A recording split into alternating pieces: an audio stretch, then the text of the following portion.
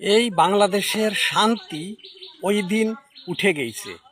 2024 5ই আগস্টের পরে বাংলাদেশের মানুষের যে একটি শান্তি ছিল মানুষের মনে, সেই শান্তিটা চলে গেছে। কারণ সেই শান্তি আর ফিরে আসেনি। এই 2 বছর হয়ে গেছে, বেশি হয়েছে 2 বছরের, এখনও শান্তি ফিরে আসেনি।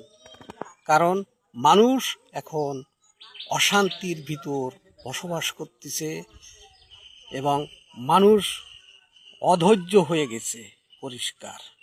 কারণ মানুষ নির্যাতন নিপীড়ন হতি এখন একেবারে অসহায় হয়ে গেছে, কিচ্ছু করার নেই।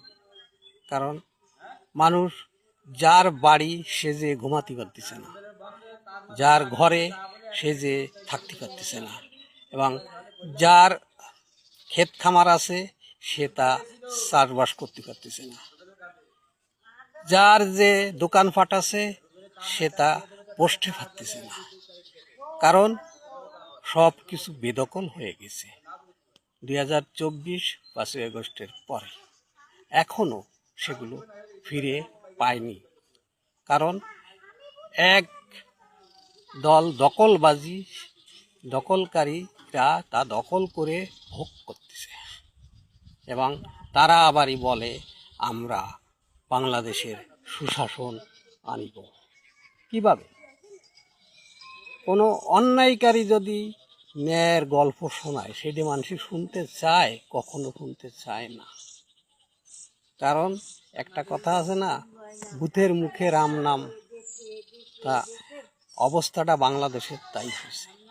কারণ বাংলাদেশের মানুষ এখন স্বাধীনতা নিয়ে কোনো কথা বললে তাকে ভারতের দালাল বলা হয়।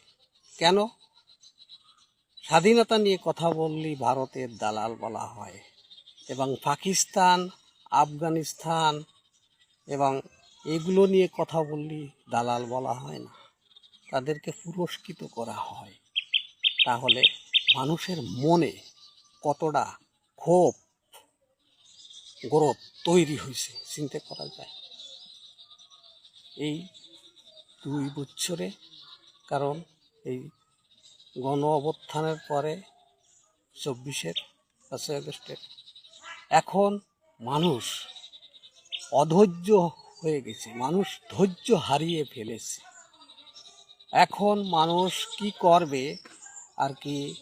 একটি কথা আছে না যে দেওয়ালে পিঠ ঠেকে গেলে আর পিছন